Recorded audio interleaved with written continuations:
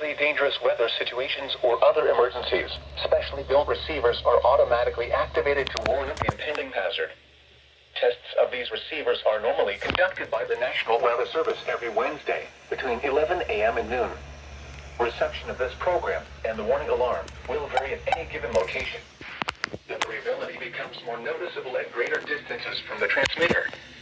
To provide the most consistent warning service possible, the warning alarm will be activated for warnings, selected watches, and other environmental emergencies affecting the following North Carolina counties: Alamance, Alexander, Allegheny, Anson, Lafitte, Cabarrus, Caswell, Chatham, Davidson, Davie, Durham, Edgecombe, Forsyth, Franklin, Granville, Greene, Guilford, Halifax, Harnett, Hoke, Iredell, Johnston, Lee, Martin, Montgomery, Moore, Nash, Northampton, Orange, Person, Pitt, Randolph, Richmond, Rockingham, Rowan, Scotland, Stanley, Stokes, Surrey, Union, Vance, Wake, Warren, Wayne, Wilkes, Wilson, and Yadkin.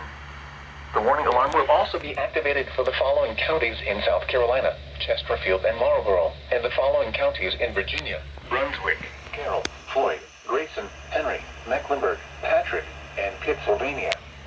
This includes the independent cities of Galax, Martinsville, and Danville. Repeating, the National Weather Service has just activated the public warning alarm tone in the test of the Weather Radio's warning alarm system.